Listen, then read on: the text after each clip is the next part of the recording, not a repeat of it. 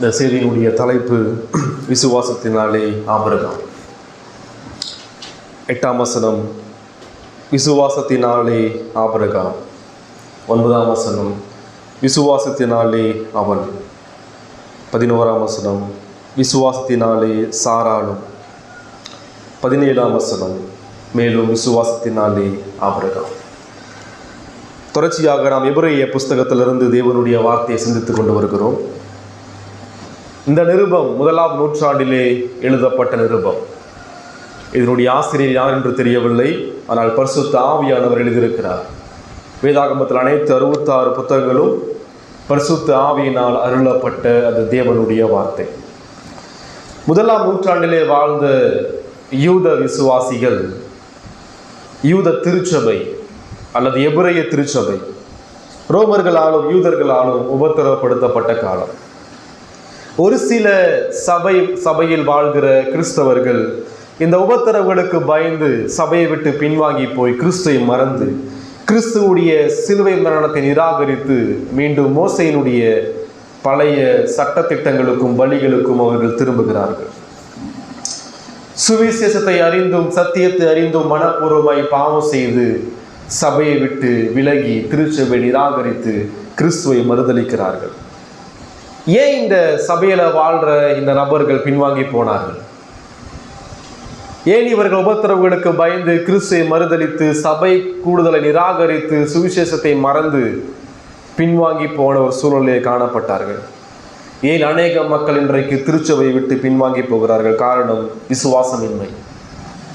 10ஆம் அதிகாரத்தை எப்படி முடிக்கிறார் அப்படின்னு சொன்னா, கிறிஸ்து மீண்டும் வரப்போகிறார், 2ஆம் வருகையில் வரப்போகிறார்.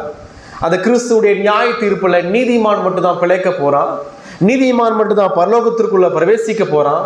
அந்த நீதிமான் அவன் எவ்வாறு நீதிமானாக்கப்படுகிறான்? விசுவாசத்தின் மூலமாக நீதிமானாக்கப்படுகிறான். எனவே விசுவாசம் இல்லாமல் எந்த மனிதனும் பரலோகத்திற்குள்ள செல்ல முடியாது என்பதை 10ஆம் அதிகாரத்தில் முடித்து 11ஆம் அதிகாரத்தில் அவர் ஆரம்பிக்கிறார். விசுவாசமானது நம்பப்படுகிறவர்களின் உறுதியும் காணப்படாத நிச்சயமாயிருக்கிறது. இந்த 11ஆம் அதிகாரத்தை முழுமையாக வாசித்து பார்க்கும் பொழுது இந்த நிருபத்தினுடைய ஆசிரியர் தன் சுயமாக போதிக்கவில்லை, தன் சுய கருத்துக்களை தெரிவிக்கவில்லை, தன் சுய ஞானத்தை ஆத்துமாக்களுக்கு பிரசங்கிக்கவில்லை. பழைய ஏற்பாட்டிலிருந்து ஒரு பிரசங்கிக்கிறார். பழைய ஏற்பாடு தேவனுடைய வார்த்தை.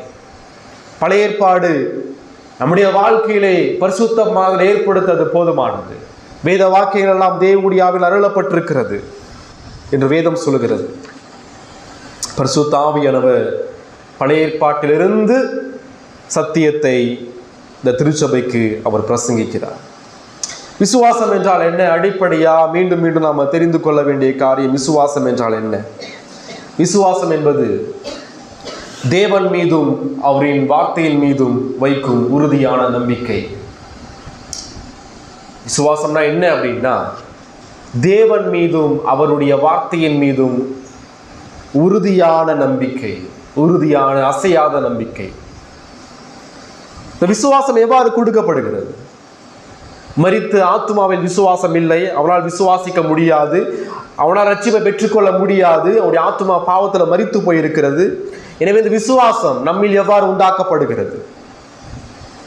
விசுவாசம் தேவனுடைய கிருபையினால் கொடுக்கப்படுகிறது, தேவனுடைய வார்த்தையிலிருந்து அருளப்படுகிறது, தேவனுடைய குமாரனில் நிலைநாட்டப்படுகிறது.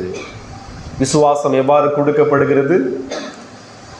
விசுவாசம் தேவனின் கிருபையினால் கொடுக்கப்படுகிறது, தேவனுடைய வார்த்தையிலிருந்து அருளப்படுகிறது, தேவனுடைய குமாரனில் நிலைநாட்டப்படுகிறது. இதுவே விசுவாசம். இதில் ஒன்று என்ன என்றாலும் அது விசுவாசம் அல்ல. இங்க 11ஆம் அதிகாரத்தை வாசிக்கும் போது அங்கே 3ஆம் வசனத்திலிருந்து பழைய ஏற்பாட்டிலிருந்து அவர் ஆரம்பிக்கிறார். உலகம் தேவனுடைய வார்த்தையினாலே உண்டாக்கப்பட்டது என்று ஆரம்பிக்கிறார். நாம் ஏன் இந்த முழு உலகமும் 6 நாளிலே உண்டாக்கப்பட்டது என்று விசுவாசிக்கிறோம்? யார் நேரில் இருந்து பார்த்தா? இங்க இருக்கிற யாராவது நேரில் நின்று கடவுள் வெளிச்சத்தை படைக்கும் போது நேரில் பார்த்தீங்களா? வானத்தை படைக்கும் போது நேரில் இருந்து நேரடியாக பார்த்தீங்களா? இல்லை, யாருமே கிடையாது. அப்புறம் எப்படி நம்ம விசுவாசிக்கிறோம்? இந்த உலகத்தை கடவுள் 6 நாளைக்குள்ளே படைத்தார் என்பதை எப்படி விசுவாசிக்கிறோம்? காரணம் வேதம் சொல்கிறது. வேதம் சொல்லுகிறது, எனவே நாம் விசுவாசிக்கிறோம். ஆபேல் கிறிஸ்துவின் மூலமாய் தேவனை ஆராதித்தான். எவ்வாறு ஆபேல் கிறிஸ்துவின் மூலமாய் தேவனை ஆராதித்தான்? காரணம், வேதத்தின் மூலமாக ஆராதித்தான். வேதத்தின் மூலமாக ஆபேல் தேவனை ஆராதித்தான். ஏனோக்கு எவ்வாறு தேவனோடு சஞ்சரித்தான்? காரணம், வேதத்தின் மூலமாய் தேவனோடு சஞ்சரித்தான். நோவா எவ்வாறு 120 வருஷம் பேழையை உண்டு பண்ணி ஜலத்திலிருந்து தன் குடும்பத்தை காப்பாற்றினார்? காரணம், கடவுளுடைய வார்த்தை சொல்கிறது. இந்த 11ஆம் அதிகாரத்தை வாசிக்கும் போது ஏன் இந்த இடத்துல ஆவியானவர் பழைய ஏற்பாட்டினுடைய நபர்களை குறித்து பேசிக் கொண்டிருக்கிறான்னு சொன்னா, காரணம், ஆபேல் எவ்வளவு பெரியவன் சொல்லி நாம காமிப்பது கிடையாது. நோவாவும் ஏனோக்கும் ஆபிரகாமும் எவ்வளவு பெரிய மனிதர்கள் சொல்லி அவர்களை மேன்மைப்படுத்த இந்த அதிகாரம் எழுதப்படல.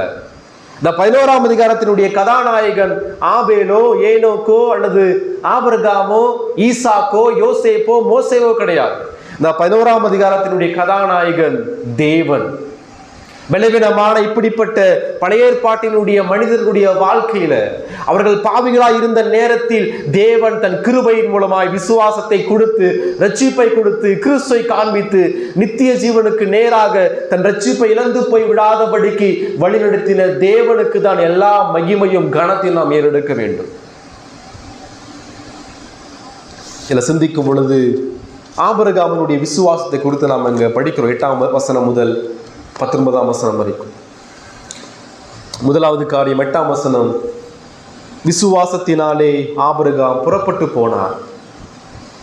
இரண்டாவது காரியம் 9ஆம் வசனம் முதல் 10ஆம் வசனம் வரைக்கும், விசுவாசத்தினாலே ஆபிரகாம் காத்திருந்தார்.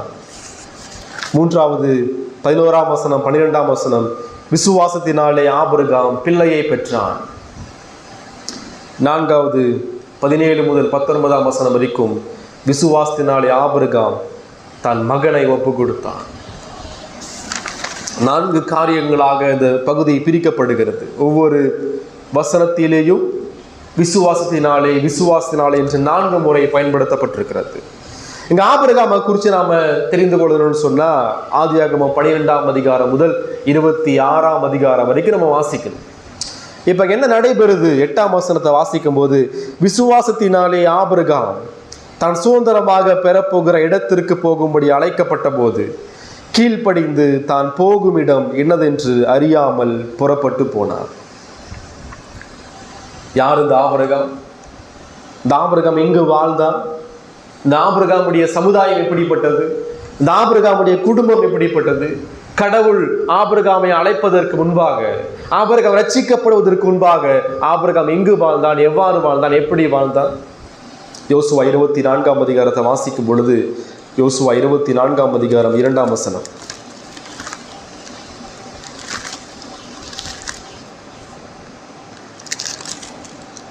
அப்பொழுது யோசுவா சகல ஜனங்களையும் நோக்கி, இஸ்ரவேலின் தேவனாகிய கர்த்தர் சொல்லுகிறது என்னவென்றால், பூர்வத்திலே உங்கள் பிதாக்களாகிய ஆபிரகாமுக்கும் நாகோருக்கும் தகப்பனான தேராகு என்பவன் நதிக்கு அப்புறத்திலே குடியிருந்த போது அவர்கள் வேறே தேவர்களை சேவித்தார்கள்.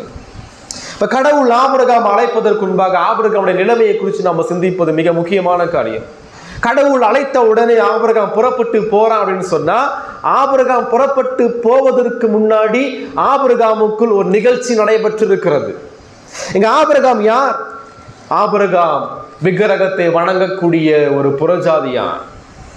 ஆபிரகாம் விக்கிரகம் நிறைந்த பட்டணத்திலே வாழக்கூடிய கடவுளை அறியாத ஒரு மனிதன், பாவத்திலே மரித்து போன மனிதன். பாவத்துல மரித்து போன மனிதன் எவ்வாறு கடவுளுடைய வார்த்தைக்கு கீழ்ப்படிந்து புறப்பட்டு போக முடியும்? எபிரேயர் 11:8 வாசிக்கிறோம், அழைக்கப்பட்ட போது என்று வாசிக்கிறோம். தேவன் அவனை அழைக்கிறார்.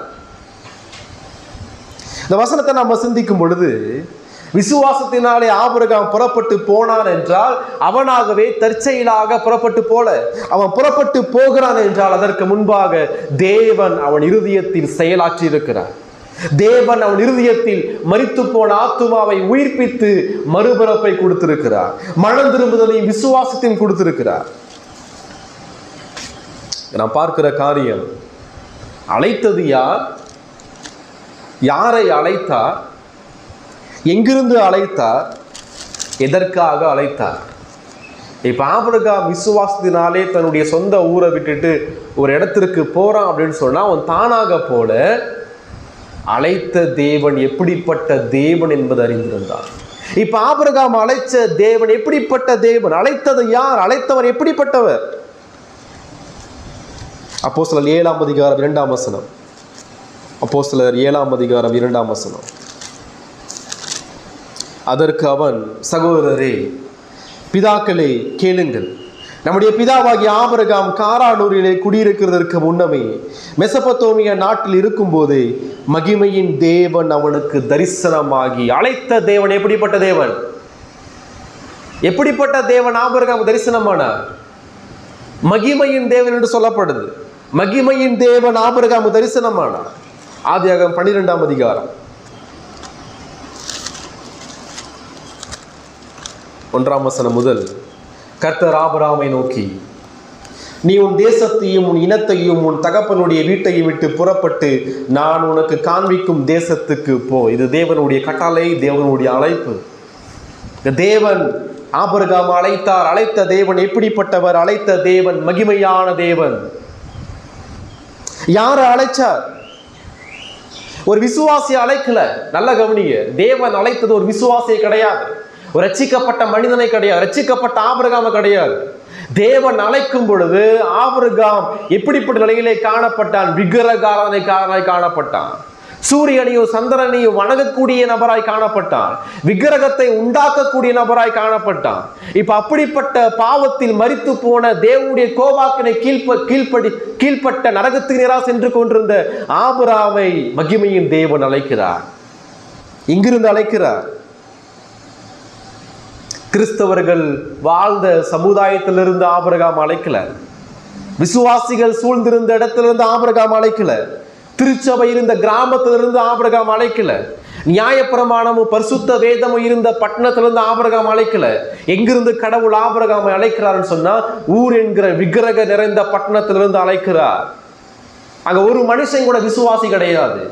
அங்க முழுமையா விக்கிரகத்தினால் நிறைந்த ஒரு பட்டணம் அந்த ஊர் என்கிற பட்டணம்.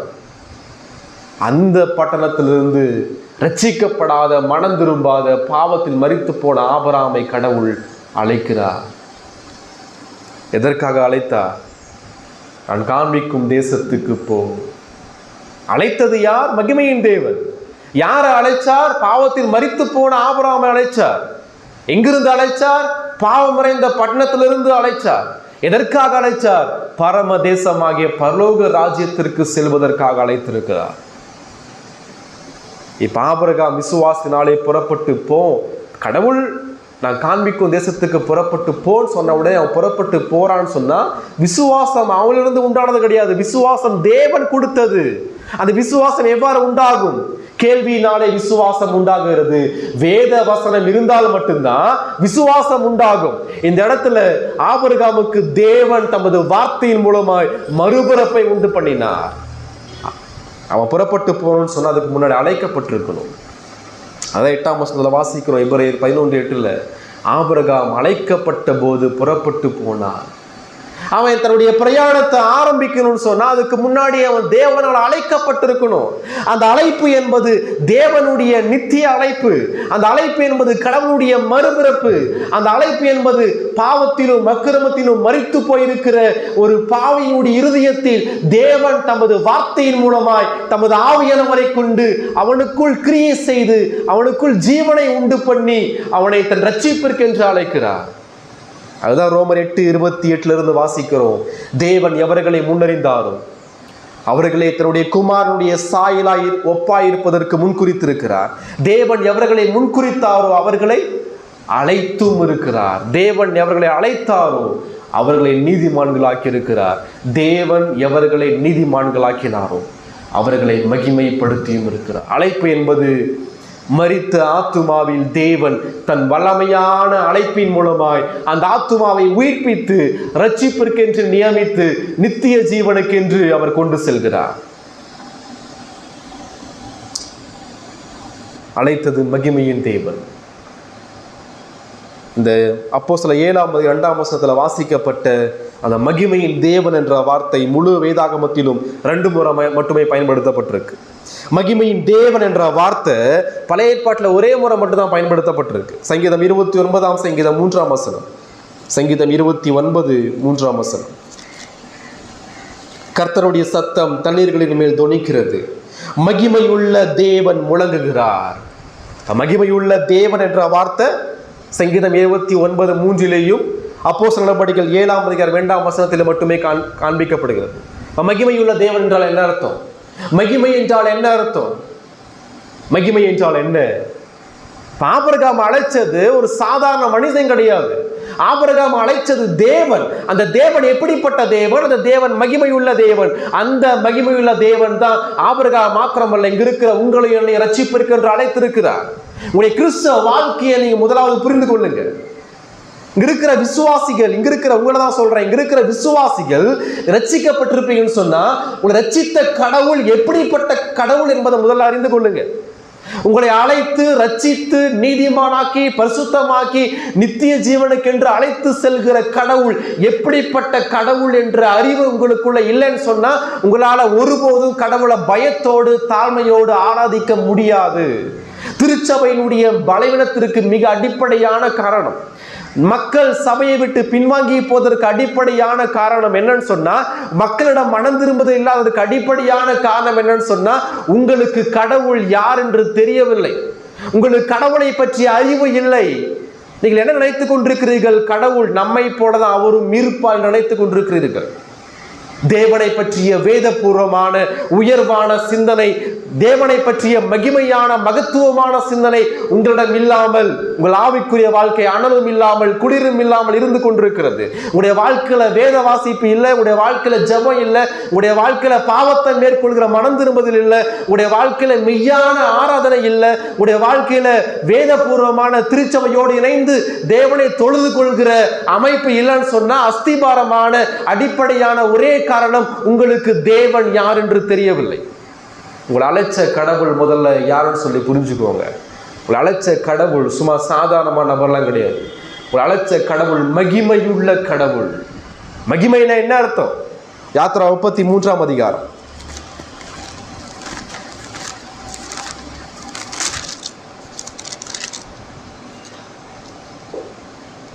18 இந்த இடத்துல மோசே ஒரு வேண்டுதலை செய்கிறார். மோசே கடவுள்கிட்ட கேட்கிறார். அப்பொழுது அவன் உம்முடைய மகிமையை எனக்கு காண்பித்தருளும் என்றான். தேவன் கிட்ட மோசே ஒரு ஜபத்தை செய்கிறார். என்ன ஜபம்? ஆண்டவரே உம்முடைய மகிமையை எனக்கு காண்பித்தருளுங்க, உம்முடைய மகிமையை நான் பார்க்கணும். இப்ப கடவுள் சொல்றார். அதற்கு அவர், என்னுடைய தயையெல்லாம் நான் உனக்கு முன்பாக கடந்து போக பண்ணி கர்த்தருடைய நாமத்தை உனக்கு முன்பாக கூறுவேன். இப்போ மோசே கேட்கிற, ஆண்டவரே உம்முடைய மகிமையை எனக்கு காண்பித்தருளும். தேவன் சொல்றார், என்னுடைய நாமத்தை நான் உனக்கு காண்பிப்பேன்.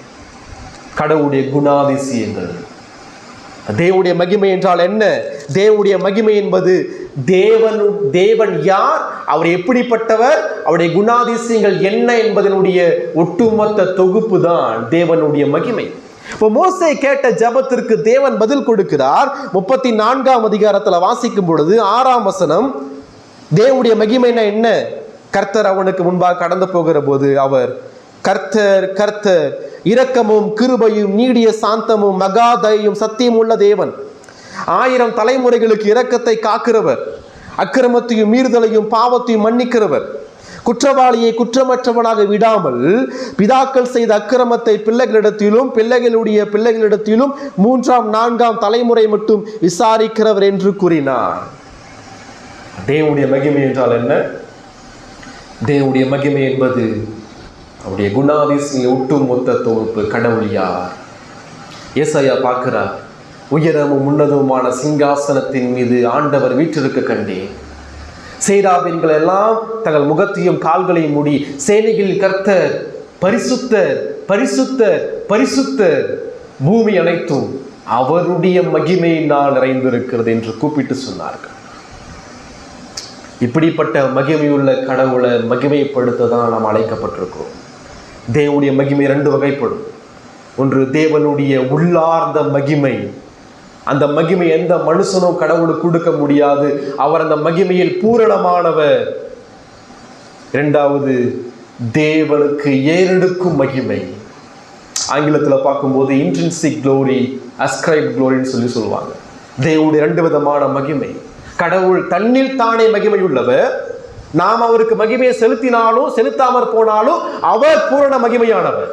இரண்டாவது மகிமை, நாம் அவருக்கு ஏறெடுக்கக்கூடிய மகிமை. எல்லாரும் பாவம் செய்து தேவனுடைய மகிமை அற்றவர்களானார்கள். என்ன சொல்லுது? இப்படிப்பட்ட மகிமையான தேவனுக்கு நாம் செலுத்த வேண்டிய மகிமையை செலுத்தாமல் அந்த மகிமையை நமக்கு செலுத்தி கொண்டிருக்கிறோம். பாவனை என்ன? Very simple. தேவனுக்கு செலுத்த வேண்டிய மகிமையை நீங்க உங்களுக்கு செலுத்தி கொண்டிருக்கிறீங்க. தேவனுக்கு செலுத்த வேண்டிய தொழுது கொள்தலையும் ஆராதனையும் நீங்கள் உங்களுக்கு செலுத்தி உங்களை கடவுளாக மாற்ற முயற்சித்துக் கொண்டிருக்கிறீர்கள். இதுதான் பாவம். பாவம் சொன்னா கடவுள் அமர்ந்திருக்கிற சிங்காசனத்தின் மீது கடவுளை தள்ளிவிட்டு எட்டி உதைத்து விட்டு அந்த சிங்காசனத்தில் நீங்கள் அமர முயற்சிப்பதுதான் பாவம். பாவம் சொன்னா கடவுள் எழுதி கொடுத்த அப்படி அதிகாரம் உள்ள இந்த நியாயப்பிரமாண புஸ்தகத்தை, இந்த அரசு பத்திரத்தை, கடவுளுடைய அரசாங்க பத்திரமாகிய அரசாங்க புத்தகமாகிய இந்த வேதத்தை கிழித்து எறிந்து மீறுவதுதான் பாவம். பாவம் சொன்னா தேவன் எப்படிப்பட்டவர் என்று உணராமல் அவருடைய குணாதிசயங்கள் நிந்திப்பதுதான் பாவம். பாவம் என்பது கடவுளுடைய வல்லமையோடு சண்டை போட்டு கடவுளை கொல்ல முயற்சிப்பதுதான் பாவம். புரியுதா? ஆபிரகாம் அழைச்ச கடவுள் சும்மா சாதாரணமான கடவுள் கிடையாது, மகிமையின் கடவுள். வானத்தையும் பூமியும் உண்டாக்கி இன்றைக்கு வரைக்கும் பூமியும் சூரியனை பிடித்துக் கொண்டிருக்கிற உன்னதமான வல்லமையான கடவுள். அப்படிப்பட்ட கடவுள் தான் உங்களை என்னை அழைச்சிருக்கிறார். அப்படிப்பட்ட தேவன் தான் நம்மை ரட்சித்திருக்கிறார். நம்ம ரட்சித்த கடவுள் எப்படிப்பட்ட கடவுள் என்ற உணர்வு இருக்கா? பவுல் சொல்றார் 2 தீமோத்தேயு 1:12, நான் விசுவாசித்திருக்கிறவர் இன்னார் என்று அறிவே. என்னை ரட்சித்த, என்னை அழைத்த, என்னை மீட்டுக் கொண்ட நான் ஆராதிக்கிற கடவுள் எப்படிப்பட்ட கடவுள் சொல்லி எனக்கு தெரியும் சொல்லி பவுல் சொல்ற. ஆபிரகாம் விசுவாசத்தினாலே புறப்பட்டு போனான்னு சொன்னா, மரித்த ஆபிரகாமால, ரட்சிக்கப்படாத ஆபிரகாமால தேவனை கீழ்ப்படிய முடியாது. ஆபிரகாம் புறப்பட்டு போகணும் அப்படின்னா அவன் கீழ்ப்படியணும். அவன் கீழ்ப்படியணும்னு சொன்னா அவனுக்குள்ள விசுவாசம் வரணும். அவனுக்குள்ள விசுவாசம் வரணும்னு சொன்னா மரித்திருக்கிற அவருடைய ஆத்துமா உயிர்ப்பிக்கப்படணும். அது ஆபிரகாமால முடியாது, பரிசுத்த ஆவியானவரால் மாத்திரமே முடியும். ஆபிரகாம கடவுள் அழைக்கும் போது அவர் சொல்ற, நான் காண்பிக்கும் தேசத்துக்கு போ அப்படின்றார். ஆனா எந்த தேசம்லாம் சொல்லவே கிடையாது. அவர் சொல்றாரு, ஆபிரகாம் நீ உனத்தையும் தேசத்தையும் உன் தகப்பனுடைய வீட்டையும் விட்டு நான் காண்பிக்கும் தேசத்துக்கு போன்னு சொல்றார். அவன் போகணும். எந்த தேசம், எந்த வழியா போகணும், எத்தனை நாள்ல போகணும், இதெல்லாம் தேவன் ஒருபோதும் சொல்லவே கிடையாது. இந்த தேசத்துக்கு போ அப்படின்றார். எந்த தேசம், அதனுடைய பேரை கடவுள் ஆபிரகாமுக்கு அவன் போய் அங்க கால் வைக்கிற வரைக்கும் சொல்லவே கிடையாது. ஆபிரகாம் தற்செயலா கானானுக்குள்ள போய் காலை வச்சான். அப்பதான் தேவன் சொல்றார், ஆபிரகாம் இந்த தேசத்தை நான் உன் சந்ததிக்கு கொடுப்பேன் அப்படின்றார். யோசிச்சு பாருங்க. ஊரு சொல்லல, எந்த ஊருக்கு போகணும்னு சொல்லல, பொதுவா கடவுள் பாட்டு சொல்லிட்டாரு, நீ புறப்பட்டு போ அப்படின்ட்டாரு. வீட்டை விட்டுட்டு, சொந்த குடும்பத்தை விட்டுட்டு, நண்பர்களை விட்டுட்டு, சொந்த ஊரை விட்டுட்டு இவன் போகணும். என்ன ஆண்டவரே வழி சொல்லலை, தேசத்தினுடைய பேரை சொல்லலை, எப்படி ஆண்டவரே போகலாம் கேள்வி கேட்கவே கிடையாது. முழுமையாய் தேவனுடைய வார்த்தைக்கு தன்னை முழுமையா ஆபிரகாம் ஒப்பு கொடுத்தான். கடவுளுடைய வேதம் போதுமானது என்பதை ஆபிரகாம் உணர்ந்தான். ஆபிரகாமுக்கு எதிர்கால வாழ்க்கை தெரியாது. எந்த தேசம் சொல்லி ஆபிரகாமுக்கு தெரியல. வழியில எதிரிகள் வருவாங்க, அது ஆபிரகாமுக்கு தெரியல. என்ன நடக்கும்னு சொல்லி ஆபிரகாமுக்கு தெரியாது. ஆபிரகாமுக்கு தன் எதிர்கால வாழ்க்கை தெரியாது. ஆனால் எதிர்கால வாழ்க்கை ஆளுகை செய்கிற தேவனை ஆபிரகாமுக்கு தெரியும். இதுதான் விசுவாசம். உடைய வாழ்க்கையில ஒரு எதிர்கால வாழ்க்கை கடவுளுடைய கரத்திற்குள் இருக்கிறது என்ற விசுவாசம் உங்களுக்குள்ள காணப்படுதா? இந்த முழு சூழ்நிலைகளும் தேவனுடைய பராமரிப்பிற்கு விரோதமாக காணப்படுவது போல தோன்றும். கடவுள் ஏன் இதை அனுமதிக்க என்ற கேள்வி எழும்பும். அந்த கேள்வியின் மத்தியில் மெய்யான விசுவாசம் என்பது நடைபெறக்கூடிய காரியத்திற்கான விளக்கத்தை நான் அறிந்து கொள்ள முடியவில்லை என்றாலும், ஏன் என்ற கேள்விக்கு பதிலை பெற்றுக்கொள்ள முடியவில்லை என்றால் நான் அறிவேன், அனுமதிப்பது கடவுள். எதிர்காலத்தில் இருப்பது கடவுள். எதிர்காலத்தை திட்டமிட்டு ஆளுகை செய்கிற அந்த தேவன் இப்பொழுது என்னை அழைத்திருக்கிறார். நான் அவருடைய வார்த்தைக்கு முழுமையாக கீழ்ப்படியணும். இதுதான் விசுவாசம். பரிசுத்தமாகுதல் என்பது பழைய வாழ்வை விட்டு புதிய வாழ்வை நோக்கி ஓடுவது. ஆபிரகாம் ஊர் என்கிற பட்டணத்திலிருந்து அவன் கடவுளை தேடலை. அவன் ஊர் என்கிற பட்டணத்தை விட்டு வெளியே வரணும். அதுதான் ரட்சிப்பு. ரட்சிப்புல கடவுள் என்ன செய்கிறார்? ஒருவன் கிறிஸ்துவுக்குள் இருந்தால் அவன் புது சிருஷ்டியா இருக்கிறான். பழையவைகள் எல்லாம் ஒளிந்து போயின, எல்லாம் புதிதாயின. மெய்யான விசுவாசம் ஒரு கிறிஸ்தவுடைய வாழ்க்கையில பழைய பாவத்தின் மீதான மனம் திரும்புதலை அதிகமாய் அனுபவித்து பழைய உலகத்தையும் பாவச்சைகளை விட்டு விலகி கிறிஸ்துவின் மூலமாய் பெறக்கூடிய பரிசுத்தமாகுதலை நாள்தோறும் அனுபவிக்கக்கூடிய விசுவாசியாய் முன்னோக்கி சென்று கொண்டே இருக்க வேண்டும். கிறிஸ்தவ வாழ்க்கை என்பது பின்னோக்கி செல்வதல்ல, அல்லது கிறிஸ்தவ வாழ்க்கை என்பது நின்று கொண்டு வேடிக்கை பார்ப்பதல்ல. கிறிஸ்தவ வாழ்க்கை என்பது தேங்குகிற வாழ்க்கை கிடையாது. கிறிஸ்தவ வாழ்க்கை என்பது ஓடுகின்ற வாழ்க்கை. அப்போஸ்தலனாகிய பவுல் சொல்றார், எதற்காக நான் பிடிக்கப்பட்டேனோ அந்த லக்கை நோக்கி ஓடுகிறேன் என்று அப்போஸ்தலனாகிய பவுல் சொல்கிறார். இப்ப ஆபிரகாம் விசுவாசத்தினாலே புறப்பட்டு போனார் அப்படின்னா, மகிமையின் தேவன் தமது வார்த்தையின் மூலமாய் அவனோடு கூட பேசியிருக்கிறார். என்ன பேசினார்? நான் காண்பிக்கும் தேசத்துக்கு போ, உனக்கு நான் ஒரு சந்ததியை கொடுப்பேன், உனக்கு நான் தேசத்தை கொடுப்பேன்னு சொல்ற அந்த வாக்கு தத்தங்கள் எதை குறிக்கிறது? ஆபிரகாமோடு தேவன் எதை பேசினார்? கலாத்தியர் 3ஆம் அதிகாரம் 8ஆம் வசனம்.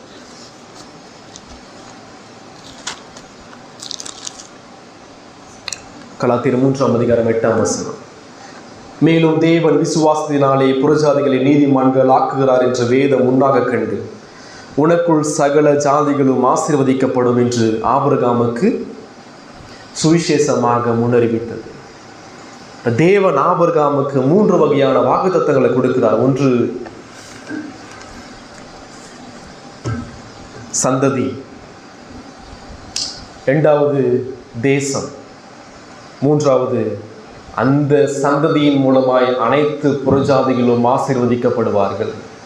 இந்த 3 வாக்கு தத்துவங்களும் எதை குறிக்கிறது? சுவிசேஷம் என்று சொல்லப்படுகிறது. இங்க கலாத்தியர்ல பவுல் சொல்றார், பழைய ஏற்பாட்டுக்கான விளக்கம் புதிய ஏற்பாடு. பழைய ஏற்பாட்டை விளக்கப்படுத்துகிற பவுல் சொல்றாரு, ஆபிரகாமுக்கு சுவிசேஷம் அறிவிக்கப்பட்டது. எது அந்த சுவிசேஷம்? நான் உனக்கு சந்ததியை கொடுப்பேன், அந்த சந்ததி ஆண்டவராக இயேசு கிறிஸ்து. நான் உனக்கு தேசத்தை கொடுப்பேன், அந்த தேசம் கிறிஸ்துவின் மீட்பினால் பெறக்கூடிய பரம தேசமாகிய பரலோக ராஜ்யம். நான் உன் சந்ததியின் மூலமாய் மற்ற தேசங்களுக்கும் ஆசீர்வாதத்தை கொடுப்பேன், அந்த ஆசீர்வாதம் யூத ராஜாவாகிய கிறிஸ்துவின் மூலமாய் மற்ற புறஜாதிகளுக்கும் செல்லக்கூடிய ரட்சிப்பு, மீட்பு, அனைத்தும் சுவிசேஷம். ஆபிரகாமுக்கு என்ன அறிவிக்கப்பட்டது? சுவிசேஷம் அறிவிக்கப்பட்டது. எது சுவிசேஷம்? சுவிசேஷம் என்றால் என்ன? சுவிசேஷம் என்றால் என்ன? இருக்கிற விசுவாசிகளா, உங்களுக்கு சுவிசேஷம் என்னன்னு தெரியுமா? இரட்சிக்கப்பட்டிருப்பீங்கன்னு சொன்னா, நீங்க மறுபுறப்படைந்த அந்த நேரத்தில் தேவன் உங்களை சுவிசேஷத்தின் மூலமாக உயிர்ப்பித்திருக்கிறார். உங்களுக்கு சுவிசேஷம் என்னன்னு சொல்லி தெரியலன்னு சொன்னால் ரட்சிக்கப்படலைன்னு சொல்லி அர்த்தம். இது சுவிசேஷம். தேவன் படைத்தவர், தேவன் பரிசுத்தமானவர், தேவன் நீதியுள்ளவர், தேவன் பாவிகள் மீது சினம் கொள்ளுகிற தேவன். அப்படிப்பட்ட தேவனுக்கு விரோதமாக நீங்கள் நானும் பாவம் செய்து தேவனுடைய மகிமை அற்றவர்களாகி அக்கிரமத்திலும் பாவத்திலும் மரித்து போய் காணப்பட்டோம். மரித்தவர்களாக தேவனுடைய கோபாக்கின் கீழாய் காணப்படுகிறோம். நித்திய நரகத்தை நோக்கி சென்று கொண்டிருக்கிறோம். பாவத்திற்கு அடிமையாக நியாயப்பிரமாணத்தின் சாபத்திற்கு கீழாக உட்பட்டிருக்கிறோம். இப்படிப்பட்ட நிலைமையிலே காணப்படுகிற ஒரு பாவிக்கு என்ன தீர்வு? அந்த ஒரே ஒரு தீர்வு, நீங்களும் நானும் நியாயப்பிரமாணத்தை சரியா கடைபிடிக்கணும். ஆனால் நீங்கள் நானும் நியாயப்பிரமாணத்தை கடைபிடிக்க முடியாது. இந்த முழு வேதத்திற்கு கீழ்ப்படிய முடியாது. எனவே தேவன் நம் மீது வைத்திருக்கிற கோபத்தை நிவர்த்தியாக்க வேண்டும் என்றால் நமக்கு பதிலாக இன்னொருவர் இந்த நியாயப்பிரமாணத்தை முழுமையாக கடைபிடித்திருக்க வேண்டும். அந்த இன்னொரு நபர் தேவன் சார்பில் தேவனாக இருக்க வேண்டும், என் சார்பில் மனிதனாக இருக்க வேண்டும், ஒரே நபராக இருக்க வேண்டும். ஒரே நபர் முழு பரிசுத்தம் உள்ளவரா, தேவனுக்கு சமமானவரா, தேவனுடைய நீதியை சம்பாதிக்கிறவரா, ஒரே நபர் முழு தேவனாகவும் முழு மனிதனாகவும் இருக்க வேண்டும். அந்த ஒரே நபர் வானத்திலும் பூமியிலும் ஒரே நாமம், அவர் ஆண்டவராக இயேசு கிறிஸ்து. அந்த இயேசு கிறிஸ்து 2000 ஆண்டுகளுக்கு முன்பாக உலகத்திற்கு வந்தார். உலகத்திற்கு வந்தாலும் உலக தோற்றத்திற்கு முன்பாக அவர் முன்குறிக்கப்பட்டவர். அவர் ஆதியிலே இருந்த வார்த்தை, அவர் நித்தியமானவர், அவர் பிதாவுக்கு சமமானவர். அந்த தேவனுடைய ஒரே பேரான குமாரனான இயேசு கிறிஸ்துவை 2000 ஆண்டுகளுக்கு முன்பாக தேவன் உலகத்தில் அனுப்பினார். அவர் 33 வருடம் வாழ்ந்தார். தன்னை முழுமையாய் தாழ்மைப்படுத்தி, தன்னை முழுவதுமாய் தாழ்மைப்படுத்தி, ஒரு வேலைக்காரனை போல தேவனுடைய நியாயப்பிரமாணங்களுக்கு முழுமையாய் கீழ்ப்படிந்து, தேவனுடைய நீதியை சம்பாதித்து, தேவனுடைய நீதியை பெற்றுக்கொண்டு அவர் 33 ஆண்டு காலம் வாழ்ந்து, அவர் துப்பப்பட்டு, அடிக்கப்பட்டு, சதைகள் கிழிக்கப்பட்டு, ஆணி அடிக்கப்பட்டு, கல்வாரி சிலுவைக்கு சென்று அவர் நிர்வாணமாய் தொங்கவிடப்பட்டார். பிதாவினால் கைவிடப்பட்டார். நம் மீது இருக்கிற முழு கோபத்தையும் அவர் மீது சுமத்தப்பட்டது. அவர் மீது உள்ள நீதி நம் மீது சுமத்தப்பட்டது. நாம் விசுவாசத்தாலே நீதிமான்களாக்கப்படுகிறோம். அப்படிப்பட்ட இயேசு கிறிஸ்து மரித்தார், அடக்கம் பண்ணப்பட்டார், 3ஆவது நாள் உயிர் தெழுந்தார், அவர் பரமேறினார். இப்பொழுது தேவனுடைய வலது பாசத்தில் வீற்றிருந்து தன் சபைக்காக பரிந்து பேசிக் கொண்டிருக்கிறார். மீண்டும் ஒரு நாள் நியாயாதிபதியாக வரப்போகிறார். அவருக்கு முன்பாக அனைத்து மக்களும் ஒன்று கூட்டப்படுவார்கள். இரத்தத்தின் மூலமாய் மீட்கப்பட்ட மக்கள் நித்திய ஜீவனிலே சேர்க்கப்படுவார்கள். மனம் திரும்பாத ஒவ்வொரு மனிதன் நரகத்தில் சேர்க்கப்படுவான். மனம் திரும்பி கிறிஸ்துவை விசுவாசிக்க வேண்டும். இதுதான் சுவிசேஷம். இந்த சுவிசேஷத்தை நீங்க அறிந்திருக்கிறீங்களா? இந்த சுவிசேஷம் தான் ஆபிரகாமுக்கு பிரசங்கிக்கப்பட்டது. இந்த சுவிசேஷம் முழு பழைய ஏற்பாடும் பேசுகிறது. பழைய ஏற்பாட்டிலையும் சரி, புதிய ஏற்பாட்டிலையும் சரி, சுவிசேஷம் ஒரே சுவிசேஷம். சரியா? இங்க படிக்கிறோம், ஆபிரகாமுக்கு சுவிசேஷம் அறிவிக்கப்பட்டது. இயேசு கிறிஸ்து சொல்றாரு, யோவான் 8:56 வாசிங்க. யோவான் 8:56.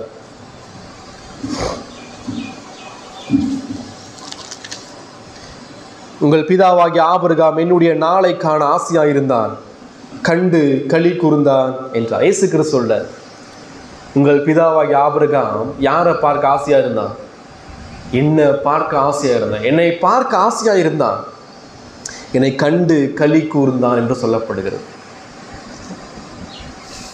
நான் காண்பிக்கும் தேசத்துக்கு போன்னு சொல்லி கடவுள் சொல்லும் பொழுது ஆபிரகாம் யாரை பார்த்தான்? இயேசுவை பார்த்தான். அவன் தேசத்துக்கு புறப்பட்டு போறான்னு சொன்னா யாரை பார்க்க ஆசையா போனான்? தன் சந்ததியிலே வரக்கூடிய குமாரனாக இயேசு கிறிஸ்துவை மனதில் வைத்து கொண்டு கிறிஸ்து கிறிஸ்து கிறிஸ்துன்னு சொல்லிக்கிட்டே ஆபிரகாம் தேசத்தை நோக்கி புறப்பட்டு போனான். இயேசு இல்லாமல் விசுவாச வாழ்க்கை ஒருபோதும் பூரணப்படாது. கிறிஸ்து இல்லாத வாழ்க்கை அது விசுவாச வாழ்க்கைலாம் கிடையாது. சரியா? இப்ப ஆபிரகாம் யாரை விசுவாசிச்சான்? மகிமையுள்ள தேவனை விசுவாசிச்சான். விசுவாசத்தினாலே ஆபிரகாம் புறப்பட்டு போனான் என்றால் காரணம் ஆபிரகாம் மகிமையுள்ள தேவனை விசுவாசித்தான். 2வது 9ஆம் வசனம் 10ஆம் வசனம், எபிரேயர் 9:10, எபிரேயர் 11ஆம் அதிகாரம் 9ஆம் வசனம் 10ஆம் வசனம். விசுவாசத்தினாலே அவன் வாக்குத்தத்தம் பண்ணப்பட்ட தேசத்திலே பரதேசியை போல சஞ்சரித்து அந்த வாக்குத்தத்தத்துக்கு உடல் சுதந்திரராக ஈசாக்கோடும் யாக்கோபோடும் கூடாரங்களிலே குடியிருந்தான். ஏனெனில் தேவன் தாமே கட்டி உண்டாக்கின அஸ்திபாரங்கள் உள்ள நகரத்திற்கு அவன் காத்திருந்தான். ஆபிரகாம் விசுவாசத்தினாலே புறப்பட்டு போனான். 2வது ஆபிரகாம் விசுவாசத்தினாலே காத்திருந்தான். தேவன் சொல்றாரு புறப்பட்டு போன்னு சொல்லிட்டார். இப்ப ஆபிரகாம் என்ன பண்றான்னு சொன்னா, அவன் புறப்பட்டு போறான். இறுதியில ஒரு இடத்திற்கு வரான். இடத்திற்கு வந்து காலை வைக்கிறான். தேவன் அப்பதான் சொல்றார், ஆபிரகாம் இந்த தேசத்தை ஒரு நாள் நான் உனக்கு கொடுப்பேன் அப்படின்றான். இப்ப தேசத்துல ஆபிரகாம் தற்காலிகமா தான் வாசம் பண்றான். கானானுக்குள்ள ஆபிரகாம் தற்காலிகமா வாசம் பண்றான்.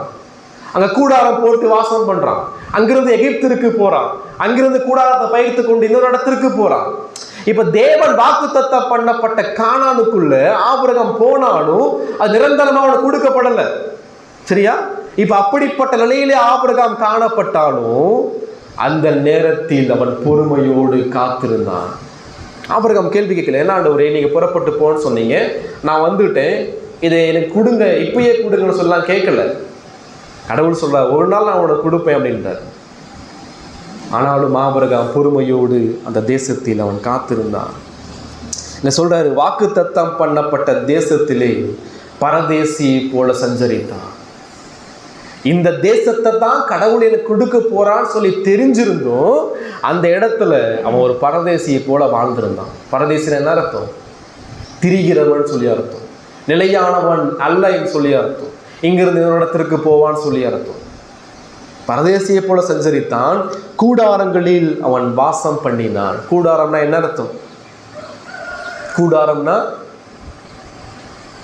அந்த கூடாரம் தற்காலிகமாக போடப்படுகிற ஒரு தங்குமிடம். அது மீண்டும் பெயர்க்கப்படும். அது அழிவுள்ளது, அது நிலையற்றது.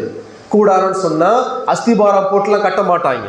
தற்காலிகமா அப்போதைக்கு வெயிலிருந்து மழையிலிருந்து காப்பாற்றப்படுவதற்கு ஒரு கூடாரத்தை போடுவாங்க. அது தற்காலிகமானது. சரியா? கூடாரம் பெயர்க்கப்படும். ஆனால் ஆபிரகாம் இன்னொன்றுக்கு அவன் காத்திருந்தான். இந்த கானான் தேசத்தை விட இன்னொரு தேசத்திற்கு ஆபிரகாம் காத்திருந்தான். வெறுமனே கடவுள் வாக்குத்தத்தம் பண்ணின கானானை மட்டுமே நோக்கி ஆபிரகாம் போல, கடவுள் அந்த தேசத்தை கொடுத்தாலும் கொடுக்கலனாலும் அதை விட முக்கியமான ஒரு தேசம் இருக்கு. அந்த தேசம் அது பரம தேசம். அதற்கு நகரம் என்று பெயர் சொல்லப்பட்டிருக்கிறது. 10ஆம் வசனம், ஏனெனில் தேவன் தாமே கட்டி உண்டாக்கின அஸ்திபாரங்கள் உள்ள நகரத்திற்கு அவன் காத்திருந்தான். எது அந்த நகரம்? 16ஆம் வசனம், அதை அல்ல, அதிலும் மேன்மையான பரம தேசத்தையே விரும்பினார்கள். இப்ப இந்த கூடாரத்துக்கும் நகரத்திற்கும் வித்தியாசத்தை புரிஞ்சுக்குவோம். கூடாரம்னா எப்படி, நகரம்னா எப்படிப்பட்டது? இந்த தேவன் சொல்றார், நகரத்தை தேவன் உண்டாக்கினார். கூடாரத்திற்கு அஸ்திபாரம் இல்லை, நகரத்திற்கு அஸ்திபாரம் உண்டு. கூடாரத்தை மனுஷன் உண்டாக்குவான். இங்க படிக்கிறோம், தேவன் உண்டாக்கிய நகரம். கூடாரம் தற்காலிகமானது, பெயர்க்கப்பட்டு போகும். நகரம் தற்காலிகமானது, நித்தியமானது. ஒரு நகரம், ஒரு சிட்டி அப்படின்னு சொன்னா என்னெல்லாம் காணப்படும்? அந்த சிட்டிக்கு ஒரு தலைவன் இருப்பார், நகரத்திற்கு ஒரு அதிகாரி இருப்பார், பரலோகத்திற்கு தலைவர் ஆண்டவராகிய இயேசு கிறிஸ்து. அந்நகரத்தில் மக்கள் சந்தோஷமா வாழுவாங்க. பரலோகத்திலும் நீங்கள் நானும் மகிழ்ச்சியோடு வாழப் போகிறோம். அந்த நகரத்தை பாதுகாக்க சுற்றிலும் மதில் சுவர் எழுப்பப்பட்டிருக்கும். பரலோகத்திலேயும் நம்மை பாதுகாக்க முற்றிலும் தேவன் அவர் பாதுகாவலராக இருக்கிறார். இப்ப நகரம் வேண்டுமா, உங்களுக்கு கூடாரம் வேண்டுமா? கூடாரம் தற்காலிகமானது, காத்தடிச்சா பிடிக்கிட்டு போயிடும். சரியா?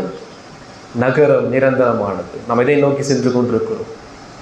ஆபிரகாம் எதை நோக்கி சென்று கொண்டிருந்தான் சொல்லி பார்க்கும் பொழுது, ஆபிரகாம் தற்காலிகமான தேசத்தை நாடவில்லை, அதிலும் மேன்மையான நித்தியமான பரம தேசமாகிய பரலோக ராஜ்யத்தை தேடி சென்று கொண்டிருந்தார். இங்க படிக்கிறோம் 14ஆம் வசனம், 15ஆம் வசனம், தாங்கள் விட்டு வந்த தேசத்தை நினைத்தார்கள், ஆனால் அதற்கு திரும்பி போவதற்கு அவர்களுக்கு சமயம் கிடைத்திருக்குமே. இப்ப ஆபிரகாம் அவன் மூலமா வரக்கூடிய ஈசாக்கு, யாக்கோபு எல்லாம் பிரயாணம் பண்ணி போறாங்க தேசத்தை நோக்கி. ஆனா அந்த பிரயாணத்துல அவங்க மனம் தளர்ந்து மீண்டும் தங்கள் பழைய இடத்துக்கு திரும்பி போகல, மீண்டும் தங்கள் பழைய வாழ்க்கைக்கு போகல, முன்னோக்கி சென்று கொண்டிருந்தார்கள். நித்தியமான தேசமாகிய பரலோகத்தை நோக்கி முன்னோக்கி சென்று கொண்டிருந்தார்கள். இங்க படிக்கிறோம், அவர்கள் விரும்பினார்கள், பரம தேசத்தை விரும்பினார்கள். விசுவாசியுடைய உங்களுடைய வாழ்க்கையில நீங்க பரலோக ராஜ்யத்தை அதிகமாக நேசிக்கிறீங்களா? பரலோகத்தை விரும்புறீங்களா?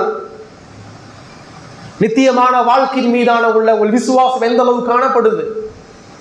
ஒரு நாள் நீங்கள் நானும் மரித்து நம்முடைய ஆத்துமா நித்தியத்திற்கு போகும் என்ற பயம் உங்களுக்குள்ள காணப்படுதா? இந்த உலகத்துல வாழ எல்லாருக்கும் நித்தியமான வாழ்க்கை உண்டு. ஒன்று பரலோகத்தில் அல்லது நரகத்தில். எல்லாருக்கும் நித்தியமான வாழ்க்கை உண்டு.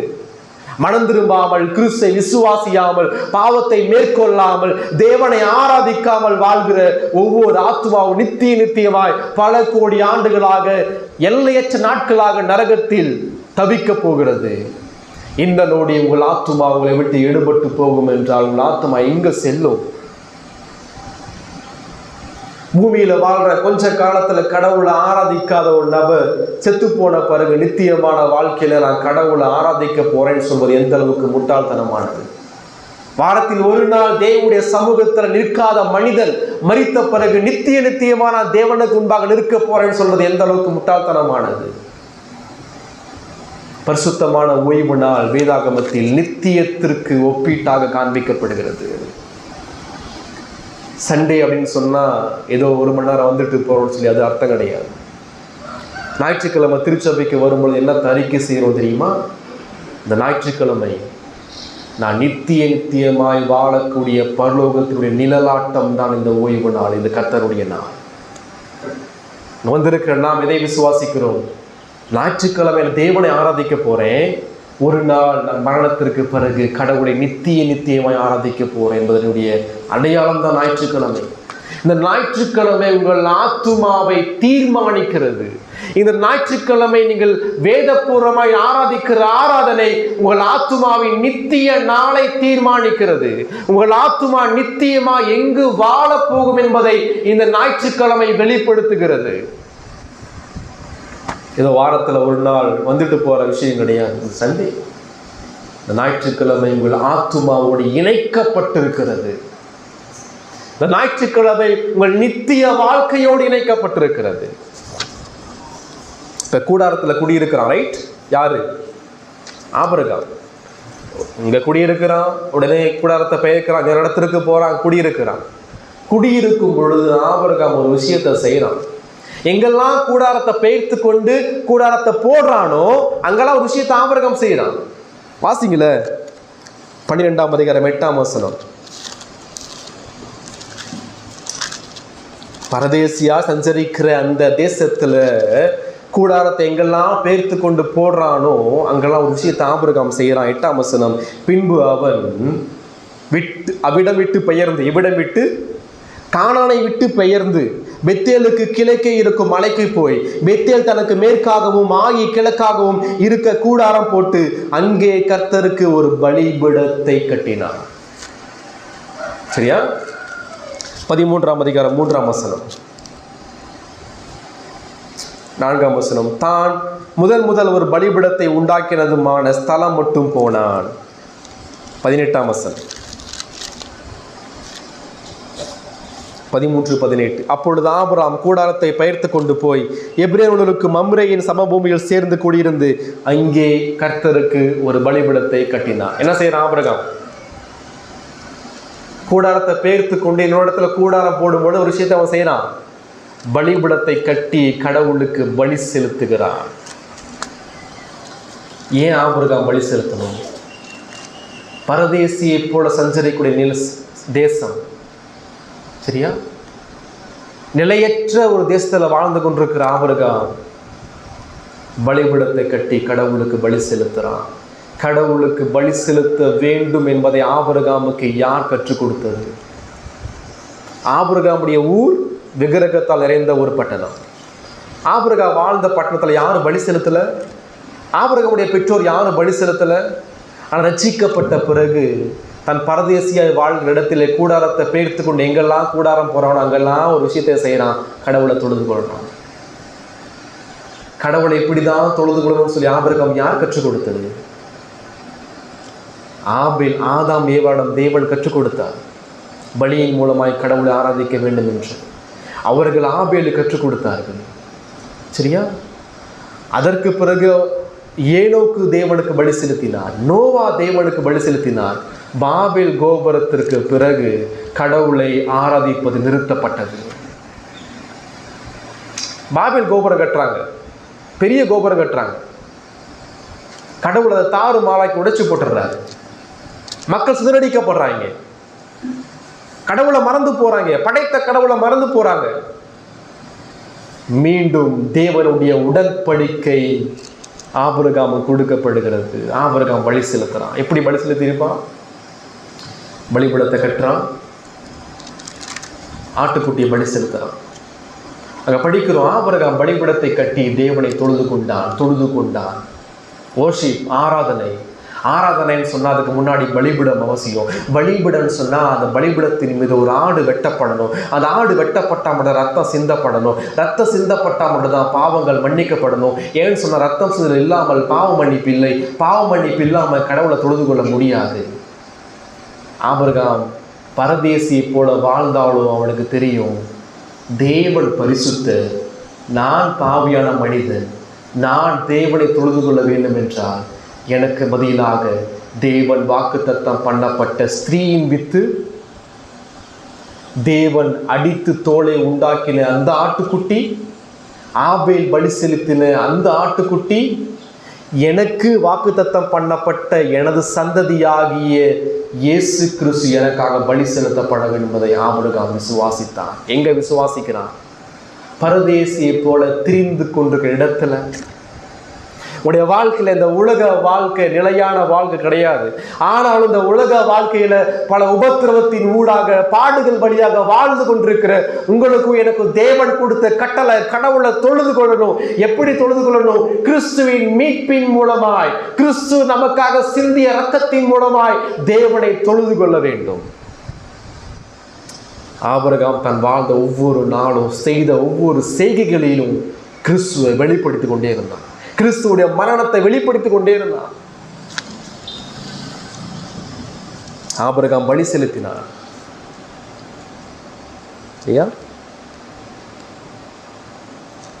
ஆபிரகாம் காத்திருந்தார் அப்படின்னா, பொறுமையோடு காத்திருந்தான்னு சொன்னா, ஆபிரகாம் தேவனுடைய சர்வ ராஜரீகத்தை விசுவாசித்தான். நல்ல கவனிங்க, இந்த 4 காரியமும் ஆபிரகாம் விசுவாசத்தாலே புறப்பட்டு போனான். ஏன்? ஆபிரகாம் மகிமையுள்ள தேவனை விசுவாசித்தான். 2வது, ஆபிரகாம் காத்திருந்தான். ஏன்? ஆபிரகாம் சர்வ ராஜரீகம் உள்ள தேவனை விசுவாசித்தான். விசுவாசத்திற்கென்ற அஸ்திபாரம் என்னன்னு சொன்னா, கடவுள் யார் அவருடைய குணாதிசயம் தான் அஸ்திபாரமாக காணப்பட்டுச்சு. 3வது காரியம் 11ஆம் வசனம் 12ஆம் வசனம், எபிரேயர் 11:12. விசுவாசினாலே சாராளும் வாக்குத்தத்தம் பண்ணினவர் உண்மையுள்ளவர் என்று எண்ணி கர்ப்பம் தரிக்க பலனடைந்து வயது சென்றவளாயிருந்தும் பிள்ளை பெற்றால் ஆனபடியால் சரீரம் செத்தவன் என்று எண்ணத்தகும் ஒருவனாலே வானத்தில் உள்ள பெருக்கமான நட்சத்திரங்களைப் போலவும் கடற்கரையில் உள்ள எழிறந்த மணலைப் போலவும் மிகுந்த ஜனங்கள் பிறந்தார்கள்.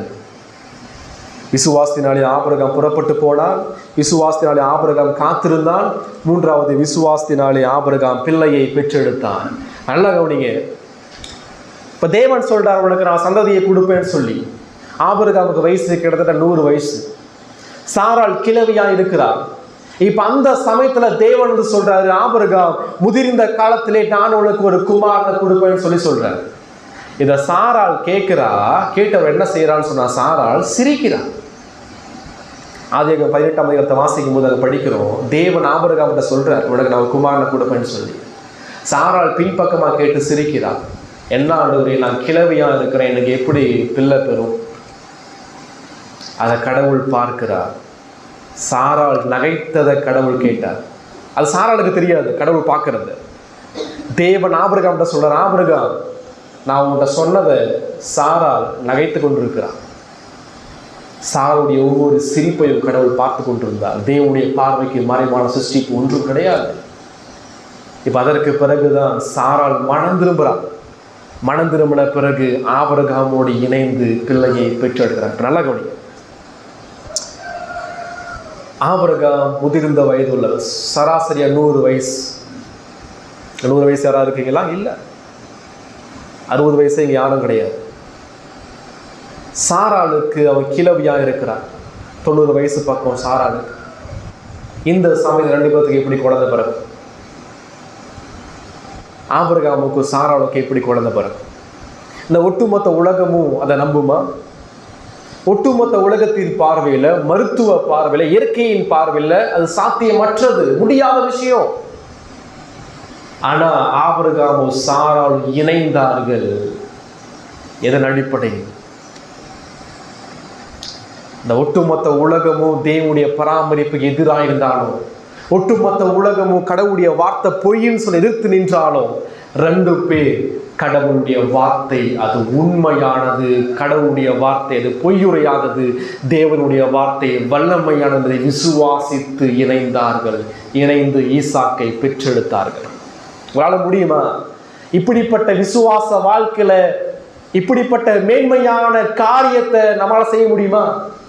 இந்த உலகம் நிராகரிக்கிற, உலகம் எதிர்க்கிற, உலகத்தால் முடியாத ஒரு விஷயத்தை கடவுள் நம்ம கட்டளையிடும் பொழுது அதை செய்வதற்கான விசுவாசம் நம்மிடம் காணப்படுகிறதா? இயற்கையா, சரீர பிரகாரமா, மருத்துவ ரீதியா இது சாத்தியமற்றது. 100 வயசுல குழந்தை பெற்றெடுப்பது சாத்தியமற்றது. சாராளுக்கு வழிபாடு நின்று போயிற்று. சாராளுடைய கர்ப்பம் செத்து போயிற்று. ஆபிரகாமுக்கு பலன் இல்லை. ஆபிரகாமோ சாராளோ தங்கள் சரீரத்தின் மீதும் உலகத்தின் மீதும் சரியா இயற்கை மீது நம்பிக்கை வைக்கவில்லை. ஆபிரகாமும் சாராளும் செத்து போன தன் சரீரத்தை ஆளுகை செய்கிற வல்லமையுள்ள தேவன் மீது விசுவாசம் வைத்தார்கள். உலகத்தை அவங்க பார்க்கவே கிடையாது. எப்படி நடக்கும் கேட்கவே கிடையாது. கடவுள் சொல்லிட்டாரா, நிச்சயமா நடக்கும். தேவனுடைய வார்த்தை போதுமானது. The sufficiency of scripture. கடவுளுடைய வார்த்தை போதுமானது. கடவுளுடைய வார்த்தை வல்லமையானது. அந்த வார்த்தை விசுவாசத்திற்கு போதும் என்ற அந்த நம்பிக்கை, மாறாத உறுதியான நம்பிக்கை ஆபிரகாமிடம் சாராளிடம் காணப்பட்டது. இன்னொரு விஷயம், 2 பேர் இணைஞ்சாங்கன்னு சொன்னா வெறுமனே தேவனுடைய வார்த்தை மட்டும் விசுவாசிக்கல, தங்கள் வம்சத்திலே வரக்கூடிய ஈசாக்கின் மூலமாய் கொடுக்கப்படுகிற சந்ததியாகிய கிறிஸ்துவின் நிமித்தம் 2 பேரும் இணைந்து பிள்ளையை பெற்றெடுத்தார்கள். ஆக மொத்த வாழ்க்கையில செய்யற ஒவ்வொரு விஷயத்திலும் இயேசு கிறிஸ்து கலந்திருந்தார். கிறிஸ்து நிரம்பி இருந்தார். இதுதான் கிறிஸ்துவ வாழ்க்கை. குடும்ப வாழ்க்கையில கிறிஸ்து இருக்கிறாரா? நீங்க செய்கிற வேலையில கிறிஸ்து இருக்கிறாரா? உங்க ஜெபத்துல கிறிஸ்து இருக்கிறாரா? வேத வாசிப்புல கிறிஸ்து இருக்கிறாரா? யோசித்து பாருங்க. ஆபிரகாமும் சாராளும் குழந்தையை பெற்றெடுத்தார்கள். காரணம், அவர்கள் தேவன் உண்மையுள்ளவர் என்று எண்ணினார்கள். ஒவ்வொரு விஷயத்துக்கும் கடவுளுடைய ஒவ்வொரு குணாதிசயத்தை நம்பிக்கொண்டே வராங்க. ஆபிரகாம் புறப்பட்டு போறான்னு சொன்னா ஆபிரகாம் மகிமையின் தேவனை விசுவாசிக்கிறான். ஆபிரகாம் குடியிருந்தான் காத்திருந்தான்னு சொன்னா ஆபிரகாம் சர்வ ராஜரிகம் உள்ள தேவனை விசுவாசிக்கிறான். சாராளும் ஆபிரகாம் பிள்ளையை பெற்றெடுக்கிறாங்கன்னு சொன்னா தேவன் உண்மையுள்ளவர் என்பதை விசுவாசித்தார்கள். குடும்ப வாழ்க்கை எப்படி இருக்கு? இந்த இடத்துல ஆபிரகாம் பலி செலுத்தும் பொழுது பக்கத்துல சாராள் என்று கொண்டிருந்தார். ஆபிரகாம் தனியெல்லாம் பலி செலுத்தல, குடும்பமாய் சேர்ந்து பலி செலுத்தினார்கள்.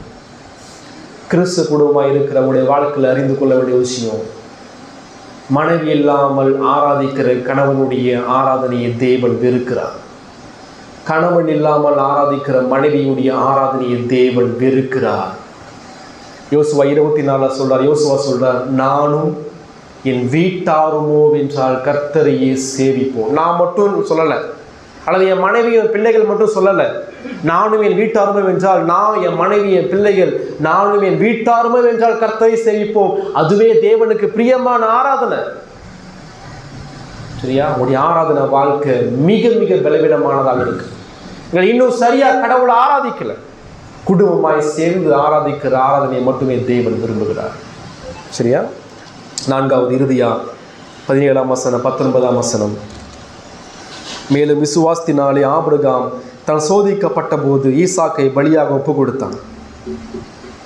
ஈசாக்கினிடத்தில் உன் சந்ததி விளங்கும் என்று அவனோடு சொல்லப்பட்டிருந்தது. இப்படிப்பட்ட வாக்கு தத்தங்களை பெற்றவன் மரித்தோரிலிருந்து எழுப்ப தேவன் வல்லவராய் இருக்கிறார் என்று எண்ணி தனக்கு ஒரே பேரானவனையே பலியாக ஒப்பு கொடுத்தான். மரித்தோரிலிருந்து அவனை பாவனையாக திரும்பவும் பெற்றுக்கொண்டான். நடக்கிற விஷயம், ஆபிரகாம் புறப்பட்டு போறான், ஓகே. காத்திருந்தான், ஓகே. பிள்ளையை பெற்றெடுத்தான், விசுவாசம் வெளிப்படுகிறது. இந்த 3 விஷயத்தை விட இன்னொரு விஷயத்தில் ஆபிரகாமுடைய விசுவாசம் அதிகமாக வெளிப்பட வேண்டியது. இதை சொல்றாரு, ஆபிரகாம் சோதிக்கப்பட்ட போது யார் சோதிக்கிறார்? தேவன் சோதிக்கிறார். ஏன் சோதனை ஒரு விசுவாசுடைய வாழ்க்கையில? கடவுள் ஏன் சோதனையை அனுமதிக்கிறார்? முதலாவது காரியம், தேவன் யார் என்று அறிந்து கொள்ள வேண்டும். 2வது காரியம், நீங்கள் யார் என்று நீங்களே அறிந்து கொள்ள வேண்டும். தேவன் நம்மை சோதிக்கிறார் என்றால் நம்முடைய பரிசுத்தமாகுதலுக்கு என்று சோதிக்கிறார். சரியா? இங்க பார்க்கும் பொழுது தேவன் சொல்றார், உனக்கு நான் குமாரனை கொடுத்தார். அந்த குமாரன் வளர்ந்தான், ஈசாக்கு வளர்ந்தான். இப்ப இன்னொரு கட்டளையை தேவன் கொடுக்கிறார். ஆபிரகாம், நீ உன் குமாரனை எனக்காக நீ ஒப்பு கொடுக்கணும், பலி செலுத்து. ஆபிரகாம் எப்படி இருந்திருக்கும்? என்னால ஒரு 100 வயசுல குமாரனை கொடுத்தீங்க, இப்போ பலி செலுத்து கேட்குறீங்களே, அதுவும் ஏன் கையால் வெட்டணுமா? அவன் வெட்டும் போது அவன் துள்ளுவானே, அதை நான் கண்ணால் பார்க்கணுமே. அவன் ரத்தம் தெரிக்கிறோமே, அதை கண்ணால பார்ப்பனே, நான் ஆசையா வளர்த்த என் நேசகுமாரன் ஏகசுதன். அதுவும் தேவன் சொல்றாரு பாருங்களேன், ஆபிரகாமே உன் நேசகுமாரனும் உன் ஏகசுதன் அப்படின்றாரு. ஒவ்வொரு வார்த்தை சொல்லும் போது ஆபிரகாம் எப்படி இருந்திருக்கும், ஏன் நேசகுமாரன், ஏன் ஏகசுதனை நான் வெட்டணும், அவன் அழுவான் துள்ளுவான், இதெல்லாம் நான் நேரடியா பார்க்கணுமே, இல்லை நான் பண்ண மாட்டலாம் அவன் சொல்லவே கிடையாது. அங்கிருந்து பாருங்க, அந்த நிலைமையிலிருந்து பாருங்க, விசுவாசம் என்னன்னு சொல்லி புரியும். ஆபிரகாம் மறுப்பு பேசல. அதிகாலையிலே அவன் எழுந்து கட்டைகளை பிளந்து கழுதை ஆயத்தப்படுத்தி தன் 2 வேலைக்காரரை கூப்பிட்டுட்டு தன் மகனை கூப்பிட்டுட்டு கட்டையும் நெருப்பையும் பிடிச்சு கொண்டு மோரியா தேசத்துக்கு நேராக போறான். வேலைக்காரனை பார்த்து ஆபிரகாம் சொல்றான், நீங்கே இருங்கள், நானும் என் குமாரனும் திரும்பி வருவோம் அப்படின்றான். இதுதான் விசுவாசம். இப்ப குமாரனை பலி செலுத்தினா எப்படி 2 பேரும் திரும்பி வர முடியும்? ஆனா ஆபிரகாம் சொல்றான், நானும் என் குமாரனும் தேவனை தொழுது கொண்டு மீண்டும் என்ன செய்வோம், வருவோம். எப்படி சாத்தியம்? இப்ப ஈசா கேட்கிறான், தகப்பனே கட்டை இருக்கு, நெருப்பு இருக்கு, தகன பலிக்கு ஆட்டுக்குட்டி எங்க? ஈசாக்கு எப்படி தெரியும் இப்படிதான் கடவுளை ஆராதிக்கணும்னு சொல்லி? ஈசாக்கு எப்படி தெரியும்? பலி செய்யறது என்ன தேவை? கட்டை தேவை, நெருப்பு தேவை, ஆட்டுக்குட்டி தேவை. ஆட்டுக்குட்டி இல்லை, மற்ற 2மே இருக்கு. ஈசாக்கு சரியா பார்த்து கவனிக்கிறான், தகப்பனே கட்டை இருக்கு, நெருப்பு இருக்கு, வேர் இஸ் தி லேம்ப், எங்க ஆட்டுக்குட்டி? ஆபிரகாம் கடவுளை எப்படி ஆராதிக்கணும்னு சொல்லி சிறு வயது முதல் ஆபிரகாம் ஈசாக்கு கற்றுக் கொடுத்து கொண்டே வந்தான். ஆபிரகாம் ஒரே வார்த்தை தான் சொன்னார், குமாரனை கர்த்தர் பார்த்துக் கொள்வார், கர்த்தர் பார்த்துக் கொள்வார். மலைக்கு போயாச்சு, பலிபீடத்தை கட்டியாச்சு, சரியா? ஈசாக்குடைய கால் கைகள் கட்டப்படுது, பலிபீடத்தின் மீது கிடத்தப்படுது. ஈசாக்கு அமைதியாகவே இருந்தான், அவன் துள்ளலை, இறங்கி ஓடலை. ஆபிரகாமுடைய மனசு எப்படி பட்டு பட்டு பட்டு நடிச்சிருக்கும். இன்னும் கடவுளுடைய வார்த்தை வரலையே, அவ்வளோதானா? கத்தியை கையில் எடுக்கிறான். எந்த அளவுக்கு விசுவாசம் அவனை அழைத்து செல்கிறன்னு சொல்லி பாருங்க. கையில் கத்தி எடுக்கி நோங்கு கூட தேவன் சொல்றார், ஆபிரகாமே உன் பிள்ளையாண்டான் மீது உன் கையை போடாதே. இப்ப ஆபிரகாம் எதன் அடிப்படையில் தன் குமாரனை பலி செலுத்த முயற்சித்தான் சொன்னாங்க. சொல்றாரு, கடவுள் என் குமாரனை கொன்று போட்டாலும் அவனை உயிரோடு எழுப்ப வல்லவர். இங்க வாசிங்க 11ஆம் அதிகாரம் 18ஆம் வசனம். ஏன் ஈசாக்க பலியாக ஒப்பு கொடுத்தான்னு சொன்னா, ஈசாக்கின் இடத்தில் உன் சந்ததி விளங்கும் என்று அவனோடு சொல்லப்பட்டிருந்ததே. கடவுளுடைய வார்த்தை அஸ்திபாரம் சொல்லப்பட்டிருந்ததே. தேவனுடைய வார்த்தை போதுமானது, வல்லமையானது என்பதை ஆபிரகாம் விசுவாசம். அடுத்தது, இப்படிப்பட்ட வாக்கு தத்தங்களை பெற்றவன் மரித்தோலிருந்து எழுப்ப தேவன் வல்லவராய் இருக்கிறார் என்று எண்ணி ஒப்பு கொடுத்தான். ஆபிரகாமுக்கு தெரியும், கடவுள் என் பையனை வெட்டி கொண்டு போட்டாலும் அவனை உயிரோடு எழுப்பி அவன் மூலமாய் சந்ததியை உண்டு பண்ணி அதன் மூலமாய் கிறிஸ்துவை உண்டு பண்ணுவதற்கு கொண்டு வருவதற்கு தேவன் வல்லவர் என்பதை ஆபிரகாம் விசுவாசித்தார். புரியுதா விசுவாசம் என்னன்னு சொல்லி? என் மகன் செத்து போனாலும், என் மகனை நான் வெட்டி பலி கொடுத்தாலும் அவனை கடவுள் உயிரோடு மீண்டும் எழுப்ப வல்லமையான கடவுள். ஏன் சொன்னார்? அவர் எனக்கு வாக்குத்தத்தம் பண்ணி இருக்கிறார், அவர் மாறாத கடவுள் என்பதை ஆபிரகாம் முழுமையாக விசுவாசிச்சான். இப்ப மகனை கலட்டி விட்டாச்சு, மகன் இறங்கிட்டான். ஆனாலும் பலிபீடத்தின் மீது ரத்தம் சிந்தப்பட்டே ஆக வேண்டும். ஒன்று ஈசாக்கு பலி செலுத்தப்பட வேண்டும், அல்லது ஈசாக்குக்கு பதிலாக இன்னொரு ரத்தம் அங்கு சிந்தப்பட வேண்டும். ஆபிரகாம் திரும்பி பார்க்கிறான். இதோ முட்புதரில் கொம்பு மாட்டிக்கொண்ட ஒரு ஆட்டுக்கடா அங்க காணப்பட்டுச்சு. எப்படி ஆட்டுக்கடா அங்க வந்துச்சு? அதுவும் அந்த ஆட்டுக்கடை எப்படி கொம்பு மாட்டப்பட்டு அந்த சூழ்நிலையில் அந்த பக்கத்திலேயே காணப்பட்டுச்சு. ஆபிரகாம் ஈசாக்கும் அந்த மலைக்கு போவதற்கு முன்னாடியே கடவுள் அங்கு ஆட்டுக்கடாவை ஆயத்தப்படுத்தி வைத்திருந்தார். ஆதியாகமம் 22 வாசிக்கும் போது ஒரு வார்த்தை பயன்படுத்தப்பட்டிருக்கு. தேவன் சொல்றார், இதை இந்த ஆட்டுக்கடாவை பதிலாக எனக்கு பலியிடு அப்படின்றார். பதிலாக எனக்கு பலியிடு. பலிபிடம் வெறுமையாக இருக்கு, ஈசாக்கு கலட்டி விடப்பட்டான். ஆனால் பலிபிடத்தில் ரத்தம் சிந்தப்பட்டே ஆக வேண்டும். அந்த ஆட்டுக்கடாவை பிடித்து ஆபிரகாம் பலி செலுத்தினான். விசுவாசினாலே ஆபிரகாம் பலியை செலுத்தினான், தன் குமாரனை ஒப்பு கொடுத்தான். சிந்திச்சு பாருங்களேன், அந்த பலிபிடத்தின் ரத்தம் சிந்தப்பட்டே ஆகணும். ஏன்னா தேவனுடைய பரிசுத்த நீதியான குணாதிச திருப்திப்படுத்த ரத்தம் அவசியம்.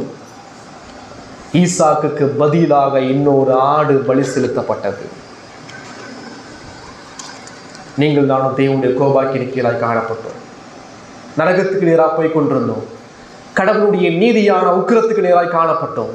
நீங்கள் நானும் தப்பிக்கணும்னு சொன்னா, ஒன்று நான் மரிக்கணும், இல்லைனா எனக்கு பதிலாக இன்னொருவர் மரிக்கணும். பதிலாக சொல்லப்படும் பொழுது 2 Corinthians 5:21, நாம் தேவனுடைய நீதியாகும்படிக்கு பாவம் அறியாத அவரை நமக்காக பாவமாக்கினார். எபேசியர் 1:7 சொல்கிறது, அவருடைய கிருபையின் ஐசுரத்தின்படியே இவருடைய இரத்தத்தினாலே பாவ மன்னிப்பாக மீட்பு நமக்கு உண்டாயிருக்கிறது. ஆபிரகாமுக்கு வாக்குத்தத்தம் பண்ணப்பட்ட அந்த சந்ததி ஈசாக்கு, யாக்கோபு, யூதா, யூதாவின் கோத்திரத்தை தாவீதின் கோத்திரத்திலே சாலமோன், சாலமுடைய குமாரன் ரெகோபயாம், அந்த வம்சத்திலே பிறந்து மத்தேயு 1:1 சொல்கிறது, ஆபிரகாமின் குமாரனும் தாவீதின் குமாரனுமாய் இருக்கிற இயேசு கிறிஸ்துவின் வம்ச வரலாறு. தேவன் வாக்குத்தத்தம் பண்ணின அந்த சந்ததி ஆபிரகாமுக்கு, எந்த ஆபிரகாம் அந்த மோரியா மலையின் மீது ஆட்டை பலி செலுத்தினாலும் அதே இடத்தில் எருசலேம் பட்டணம் கட்டப்பட்டது. அதே இடத்தில் 2000 ஆண்டுகளுக்கு பின்பாக 2000 ஆண்டுகளுக்கு பின்பு எந்த ஈசாக்கை பலி செலுத்த மலைக்கு நேராக ஆபிரகாம் போனாலும் அதே மலையில், அதே கல்வாரி மலையில் ஆபிரகாமின் சந்ததியாக இயேசு கிறிஸ்து சிலுவையில் பலி செலுத்தப்பட்டார். The same place கிறிஸ்து வெட்டப்பட்டார். தேவ ஆட்டுக்குட்டியாக இயேசு கிறிஸ்து. ஏன்? பாவங்களை மன்னிக்க ஒரே ஒரு வழி ஆண்டவராக இயேசு கிறிஸ்து மாத்திரம். உடைய வாழ்க்கை ரட்சிப்பை பெற்றுக் கொண்டிருக்கிறீங்களா? மீட்படைந்திருக்கிறீங்களா? கிறிஸ்துடைய சிலுவை இல்லாமல் விசுவாசி ஒருபோது வாழ முடியாது. கிறிஸ்துடைய ரத்தம் இல்லாமல் உங்க பாவம் மன்னிக்கப்பட முடியாது. இந்த இடத்துல இயேசு கிறிஸ்து நமக்கு பதிலாக ஆபிரகாமுக்கு 2000 ஆண்டுகளுக்கு பின்பு, நமக்கு 2000 ஆண்டுகளுக்கு முன்பாக ஆபிரகாமுக்கும் நமக்காகவும் ஒரே இரட்சகர் சிலுவையிலே மரித்தார், ரத்தத்தை சிந்தினார், அடக்கம் பண்ணப்பட்டார், உயிர்த்தெழுந்தார். அந்த ரத்தம் வல்லமையானது, இன்றைக்கும் வல்லமையானது. இன்றைக்கும் உங்கள் பாவங்களை போக்க வல்லமையானது. யாராவது மனம் திரும்பலன்னு சொன்னா உங்க பாவத்தை மனம் திரும்ப, உங்க பாவத்தை விட்டு திரும்ப, கிறிஸ்துவை நோக்கி பாருங்க. கிறிஸ்துவின் ரத்தம் சகல பாவத்தை நீக்கி நம்மை சுத்திகரிக்க வல்லமையானது. உடைய விசுவாச வாழ்க்கையில விசுவாசம் இல்லைன்னு சொன்னா, இப்படிப்பட்ட விசுவாசமும் தேவன் மீது, உடைய வார்த்தையின் மீது, அவருடைய குமாரன் மீது ஆணித்தனமான விசுவாசம் உடனே காணப்படலன்னு சொன்னா நீங்க ரட்சிக்கப்படலன்னு சொன்னா நீங்க தேவனுடைய கோபத்துக்குள்ள இந்த நிமிடம் காணப்படுறீங்க. தப்பிக்கணும்னா ஒரே வழி ஆண்டவராகிய இயேசு கிறிஸ்து மாத்திரமே. ஆபிரகாம் கிறிஸ்துவுக்காக புறப்பட்டு போனான். ஆபிரகாம் கிறிஸ்துவுக்காக காத்திருந்தான். ஆபிரகாம் கிறிஸ்துவுக்காக பிள்ளையை பெற்றெடுத்தான். ஆபிரகாம் கிறிஸ்துவுக்காக ஈசாக்கை பலி செலுத்த முயன்றான். கிறிஸ்துவை விசுவாசி. ஜெபம்.